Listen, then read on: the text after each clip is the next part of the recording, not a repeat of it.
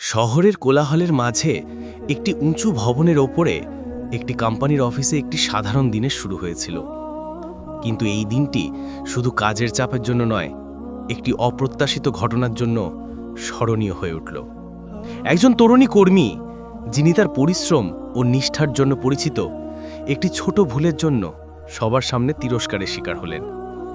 কোম্পানির তরুণ উত্তরাধিকারী তাকে এমনভাবে অপমান করলেন যে তার কথাগুলো তীরের মতো তার হেতায় বিঁধল। তিনি বললেন, তোমার মতো মানুষের জন্যই আমাদের কোম্পানি ধ্বংসের পথে। কিন্তু যখন সত্য প্রকাশ পেল, তখন এমন একটি সত্য উন্মোচিত হলো যা কেউ কল্পনাও করেনি। এই গল্প শুধু ভুল আর ক্ষমার নয়, বরং আত্মসম্মান, পরিশ্রম এবং মানবিক সম্পর্কের গভীরতার একটি হৃদয়স্পর্শী কাহিনী। কোম্পানির মালিকের ছেলে যে মেয়েটিকে সবার সামনে অপমান করছিল এবং বলছিল যে তোমার মতো মেয়ের জন্যই আমাদের কোম্পানি ধ্বংস হয়ে গেছে, আমাদের সবচেয়ে বড় ভুল হলো তোমার মতোদের চাকরিতে রাখা। কিন্তু তারপর যখন তার আসল সত্যিটা জানা গেল, তখন এমন হলো যার কল্পনা কেউ স্বপ্নেও করেনি। সকালের সময় ছিল। শহরের ভিড়ের মাঝে একটা উঁচু ভবনের ৯ তলায় কোম্পানির পরিবেশ প্রতিদিনের মতোই ব্যস্ত ছিল। সেদিন সকাল থেকেই কাজের চাপ অনেক বেশি ছিল। ক্লায়েন্টের ফাইল জমা দেওয়ার শেষ তারিখ ছিল। রিয়া তাড়াতাড়ি রিপোর্ট চূড়ান্ত করছিল। তখনই একটা ফোন এলো এবং তারপর আর একটা ফাইলে সতর্কতা। দৌড়ঝাঁপের মধ্যে সে ইমেল পাঠালো, কিন্তু একটা ভুল হয়ে গেল। ইমেলে ভুল ডকুমেন্ট সংযুক্ত হয়ে গেল। হয়তো তার মনেও টের পাওয়া গিয়েছিল যে কিছু গোলমাল হয়েছে, কিন্তু ততক্ষণে ইমেল পাঠানো হয়ে গিয়েছিল। সে একটা দম নিল এবং ভাবল, ঠিক আছে, এখনই ঠিক করে নেব। সে জানতো না যে আগামী কয়েক মিনিট তার জীবনের সবচেয়ে কঠিন মুহূর্ত হয়ে উঠবে। কিছুক্ষণ পর অর্জুন, মালিকের ছেলে, যে সম্প্রতি বিদেশ থেকে পড়াশোনা করে ফিরেছিল, অফিসে প্রবেশ করল। তাকে দেখতেই সবাই সোজা হয়ে বসল। সে রিয়ার কাছে গেল এবং বলল, রিয়া, সেই কাজটা হয়েছে কি যেটা তোমাকে গতকাল দেওয়া হয়েছিল?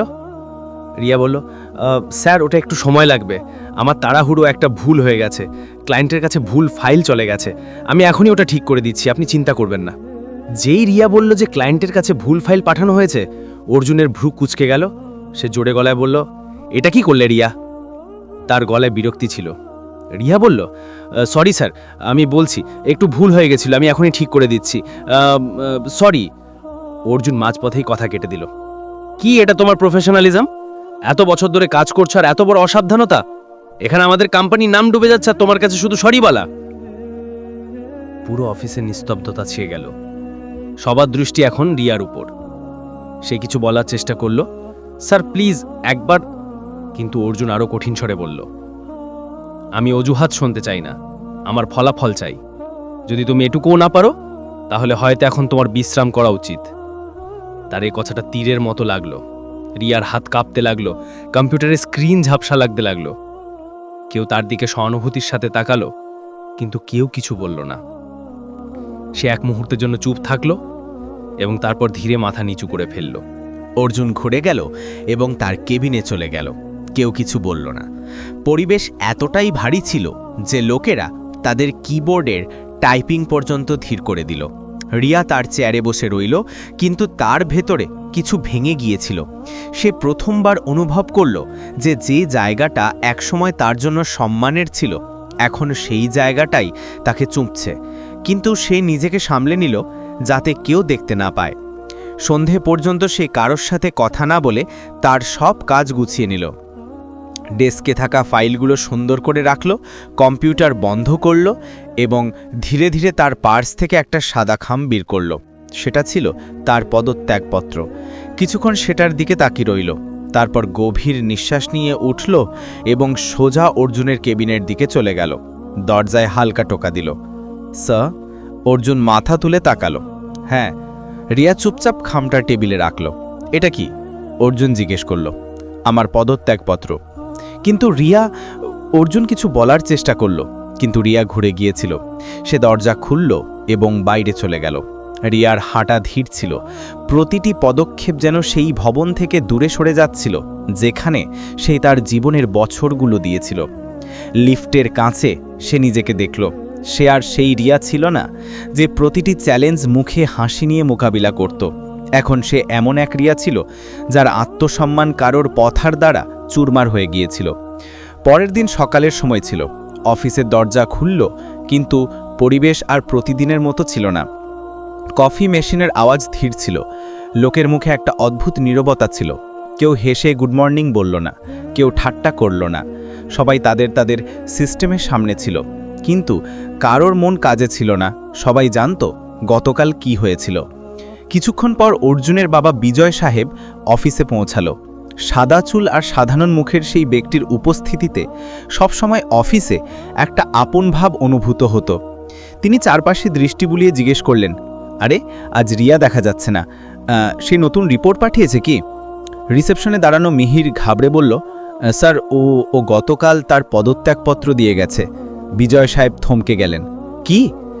কিন্তু এমন তো কোনো কথা ছিল না যে রিয়া পদত্যাগ করে চলে যাবে, আর তাও আমাকে না বলে। তার গলায় বিস্ময় এবং রাগ দুটোই ছিল। তিনি তৎক্ষণাৎ তার ছেলেকে ডাকলেন। কিছুক্ষণের মধ্যে অর্জুন তার সামনে দাঁড়িয়েছিল। ড্যাড, আপনি ডেকেছেন?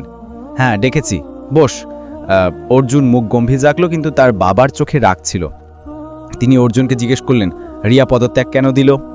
অর্জুন একটু ইতস্তত করে বলল, ওর থেকে একটা বড় ভুল হয়ে গিয়েছিল। ক্লায়েন্টের কাছে ভুল ফাইল চলে গিয়েছিল। আমি তাকে বোঝানোর চেষ্টা করেছিলাম, কিন্তু হয়তো সে আবেগের বশে পদত্যাগ দিয়ে দিয়েছে। বোঝানো? বিজয় সাহেবের গলায় তিক্ততা এসে পড়ল। বোঝানো না অপমান করা? অর্জুন একটু চমকে উঠল। ড্যাড, আপনি আমার সাথে এভাবে? আমি তোর সাথে এভাবেই জিজ্ঞেস করছি। তুই কি জানিস ওই মেয়েটিকে? একজন সিনিয়র কর্মী ছিল যে বছরের পর বছর এখানে ছিল। বাস এইটুকুই তোর তার সম্পর্কে পরিচয়? বিজয় সাহেব টেবিলে হাত মারলেন। ওই সেই মেয়ে যে 3 বছর আগে এই কোম্পানিকে ডুবে যাওয়া থেকে বাঁচিয়েছিল, বুঝলি? এটা শুনতেই ঘরে নিস্তব্ধতা ছেয়ে গেল। বিজয় সাহেব আরও বললেন, যখন তুই বিদেশে পড়তে গিয়েছিলি তখন এই কোম্পানির কাছে একটাও ক্লায়েন্ট ছিল না। আমরা ধ্বংসের দ্বারপ্রান্তে ছিলাম। রিয়াই ছিল যে শুধু এই কোম্পানিকে বাঁচায়নি, বরং আমাদের আবার দাঁড় করিয়েছিল। ওই একা মেয়ে রাত রাত জেগে কাজ করত। তুই জানিস না সে কত পরিশ্রম করেছে। যদি সে না থাকতো তাহলে আজ এই কোম্পানি, এই ভবন, এই নাম কিছুই থাকতো না। এটা শুনতেই অর্জুনের মুখ ফ্যাকাশে হয়ে গেল। তার গতকালের নিজের গলার আওয়াজ মনে পড়ল। প্রতিটি শব্দ, প্রতিটি কটাক্ষ এখন তার হৃদয়ে তীরের মতো বিঁধছিল। আমি তাকে সবার সামনে তিরস্কার করেছি, সে নিজের মনে বড় বড় করে বলল। বিজয় সাহেব মাথা নিচু করে বললেন, অর্জুন, ভুল সবারই হয়, কিন্তু যে অন্যকে ছোট করে নিজেকে বড় মনে করে সে মানুষ নয়, অহংকারী হয়। অর্জুন বিজয় সাহেবের কাছে বলল, ড্যাড, আমি খুব বড় ভুল করেছি। হ্যাঁ, এবং এখন সেই ভুলটাই তোকে ঠিক করতে হবে। যা, ওর কাছে ক্ষমা চা। অর্জুন কিছু না বলে মাথা নাড়ালো এবং অফিস থেকে বেরিয়ে গেল। সে রিয়ার বাড়িতে পৌঁছালো। দরজায় হালকা টোকা দিল। কিছুক্ষণ পর দরজা খুলল। রিয়া সামনে ছিল। অর্জুনের কাছে কথা ছিল না। সে ধীর স্বরে বলল, রিয়া, আমি ক্ষমা চাইতে এসেছি। রিয়া কেবল এক মুহূর্তের জন্য তাকে দেখল। সে সেই মানুষ ছিল যে গতকাল তার জগৎ কাঁপিয়ে দিয়েছিল। কেন এসেছেন আপনি? সে বলল, এটা বলতে যে ভুল আমার হয়েছে, আমার আফসোস। রিয়া হাসল, কিন্তু সেই হাসি দুঃখে ডুবেছিল। আফসোস তখন হয় যখন কেউ বোঝে যে সে মানুষকে নয়, তার আত্মসম্মান ভেঙেছে। অর্জুন মাথা নিচু করে বলল, আমি বুঝেছি, সত্যি। তুমি চাইলে আমাকে শাস্তি দিয়ে দাও, কিন্তু ক্ষমা করে দাও। রিয়া বলল, ক্ষমা সহজ অর্জুন সাহেব, কিন্তু সম্মান যখন একবার ভাঙে তখন আর ফিরে পাওয়া যায় না। অর্জুন কিছুক্ষণ চুপ করে দাঁড়িয়ে রইল। তারপর বলল, আমি বুঝে গেছি, এখন আর কিচ্ছু বলবো না, শুধু একবার ক্ষমা করে দাও। রিয়া বলল, অর্জুন সাহেব, যখন আঘাত আত্মসম্মানে লাগে তখন কারোর জন্য ক্ষমা বেরোয় না। ভালো এতেই যে আপনি এই কথাটা এখানেই শেষ করে দেন। অর্জুন কিছু বলল না। সে ঘুরে পদক্ষেপ বাড়ালো এবং বাড়ির দিকে ফিরে চলল। তার প্রতিটি পদক্ষেপ ভারী ছিল, যেন মাটি তাকে আটকে রাখছে। দরজার হালকা আওয়াজ হলো এবং দুজনের মাঝে একটা নীরব ফাটল রয়ে গেল। সেই রাত অর্জুনের জন্য খুব দীর্ঘ ছিল। সে তার ঘরে বসে রইল। বাবার কথা, রিয়ার গলা এবং নিজের ভুল তিনটেই একসাথে মাথায় ঘুরতে থাকল। ঘুম চোখে এলেও অপরাধবোধের সাথে তাকে অনুভব করল। শুধু একটা ভুল কারোর কেরিয়ার নয়, কারোর আত্মাকে ভেঙেছে। সে ভাবতে থাকল, কখনো কখনো মানুষ সব বোঝার জন্য দেরি করে ফেলে এবং যখন বোঝে তখন অনেক কিছু হারিয়ে ফেলে। দিনগুলো কেটে যেতে লাগলো, কিন্তু কোম্পানির পরিবেশ আর আগের মতো রইল না। রিয়ার চলে যাওয়ার পর অফিসের দেয়ালে একটা অদ্ভুত নীরবতা বাসা বেঁধেছিল। লোকেরা কাজে আসতো ঠিকই, কিন্তু মন দিয়ে নয়। ক্লায়েন্টদের ফোন আসা বন্ধ হয়ে গিয়েছিল, রিপোর্টে ভুল বাড়তে শুরু করেছিল। প্রতিটি মিটিং অসম্পূর্ণ থেকে যেত, যেন কেউ দিশা কেড়ে নিয়েছে। অর্জুনের মুখে এখন অহংকারের বদলে অস্থিরতা ঝলকত। সে নিজেকে কাজে ঝাঁপিয়ে দিত, রাত রাত জেগে চেষ্টা করত সব ঠিক করে ফেলতে। কিন্তু যেই কোনো প্রজেক্টে সমস্যা হতো, তাকে মনে পড়ত যদি রিয়া থাকত তাহলে হয়তো সব সামলে যেত। একদিন কোম্পানির একজন পুরনো ক্লায়েন্ট মিটিংয়ে এলো। সে বলল, আপনাদের সেই পুরনো টিম আর নেই। সেই মেয়েটি কোথায় যে কাজ সামলাতো? রিয়া? অর্জুন চুপ রইল।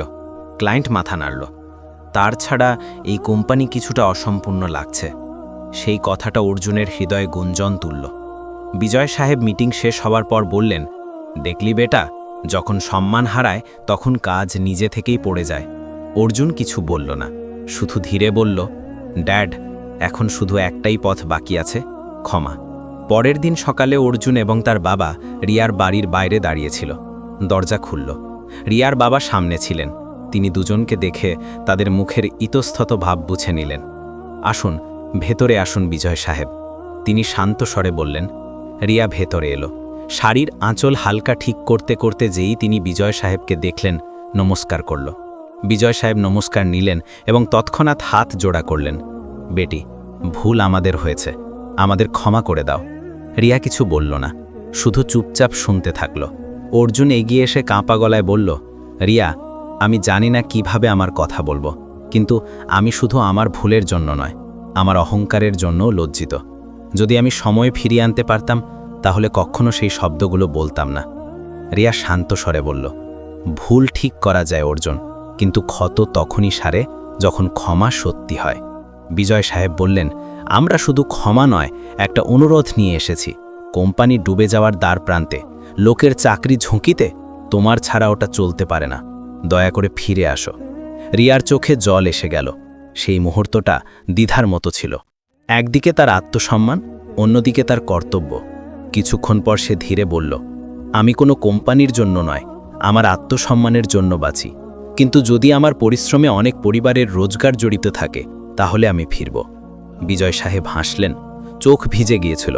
বাস এটাই তো আমাদের চাই বেটি, আমাদের কোম্পানির তোমার মতো চিন্তার প্রয়োজন। অর্জুন মাথা নিচু করে বলল, ধন্যবাদ, এবং আমি প্রতিজ্ঞা করছি এবার আমি শুধু নামে নয়, মন থেকে সম্মান করব। রিয়া হালকা হাসল। সেই হাসি প্রথমবার ছিল, যাতে রাগ নয়, ক্ষমার ঝলক ছিল। কয়েক সপ্তাহ পর রিয়া কোম্পানিতে পরামর্শক হিসেবে আবার যোগ দিল। প্রথম দিনই সে দেখল সবাই এখন অনেক বেশি নম্র, বেশি শ্রোতা। ধীরে ধীরে কোম্পানি আবার দাঁড়িয়ে উঠল। ক্লায়েন্টসরা ফিরতে লাগলো, প্রজেক্টগুলো সফল হতে শুরু করল, কর্মীদের মধ্যে উদ্যম ফিরে এলো। কিন্তু এখনও একটা এমন মুহূর্ত রিয়ার জীবনে আসা বাকি ছিল, যার কল্পনা সে কখনো করেনি। দিনের সাথে সাথে সবকিছু স্বাভাবিক হতে শুরু করেছিল। অর্জুন এখন আগের মতো ছিল না। তার গলায় এখন অহংকার নয়, নম্রতা ছিল। সে প্রতিটি মিটিংয়ের আগে রিয়ার মতামত নিত এবং প্রতিটি সিদ্ধান্তের আগে তার কথা শুনত। ধীরে ধীরে দুজনের মধ্যে সেই দূরত্ব, যা একসময় অপমানের কারণে তৈরি হয়েছিল, এখন বোঝাপড়ার কারণে মুছে যেতে শুরু করেছিল। গভীর রাত পর্যন্ত প্রজেক্টে কাজ করতে করতে দুজনের মধ্যে কথা বাড়তে লাগল। কখনো কোনো ক্লায়েন্টের রিপোর্ট নিয়ে আলোচনা হতো, কখনো জীবন নিয়ে। তারা দুজন এখন একসাথে বসে কথা বলতো, হাসত এবং কখনো চুপও থাকত। কিন্তু সেই চুপ্পিতেও একটা গভীরতা ছিল। প্রতিটি দিনের সাথে দুজনের মধ্যে এমন একটা সম্পর্ক তৈরি হতে লাগল, যার ভিত্তি সম্মানের ওপর দাঁড়িয়েছিল এবং দেয়াল ছিল ভরসার। বিজয় সাহেব দূর থেকে এসব দেখতেন। তিনি জানতেন যে তার ছেলে এখন সেই অর্জুন নয় যে অন্যের ভুলে চিৎকার করত, বরং এখন সে এমন মানুষ হয়েছে যে অন্যের অনুভূতি বোঝে। এক সন্ধ্যায় তিনি হেসে বললেন, এখন এই কোম্পানির নয়, আমাদের বাড়িরও রিয়ার মতো বুদ্ধিমান বউয়ের প্রয়োজন। অর্জুন হালকা হাসল, কিন্তু তার চোখে ইতস্তত ভাব ছিল। ড্যাড, যদি সে না করে দেয় তাহলে? বিজয় সাহেব হেসে বললেন, যদি তোর নিয়ত সত্যি হয় তাহলে সে তোকে নিশ্চয়ই বুঝবে। কয়েকদিন পর অর্জুন সাহস জোটাল। সন্ধ্যার সময় ছিল, অফিসে সবাই চলে গিয়েছিল। রিয়া মিটিং রুমে তার ফাইলগুলো গুছিয়ে রাখছিল।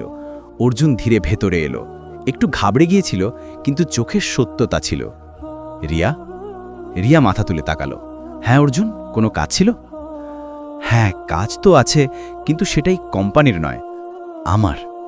রিয়া হালকা হাসির সাথে বলল, কি মানে? অর্জুন এক মুহূর্ত থেমে বলল, আমি এখন সেই মানুষ নই যে তোমাকে কাঁদিনেছিল। এখন আমি সেই মানুষ হতে চাই যে তোমার মুখে হাসি আনবে। রিয়া কিছুক্ষণ তাকে দেখতে থাকলো। তার চোখে সেই পুরনো দুঃখ এখন অতীতের মতো ছিল। ধীরে বলল, সম্পর্ক যদি সম্মান দিয়ে শুরু হয় তবেই টেকে অর্জুন, আর তুমি সেই সম্মান ফিরিয়ে দিয়েছ। অর্জুনের চোখ ভিজে গেল।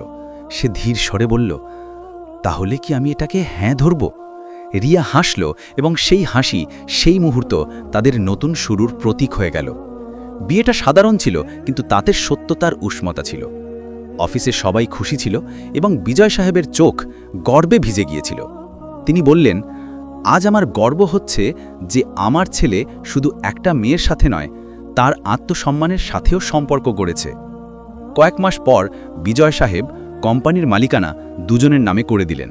তিনি বললেন, এখন এটা শুধু কোম্পানি নয়, একটা পরিবার, এবং এই পরিবারের ভিত্তি সম্মানের উপর দাঁড়িয়ে আছে।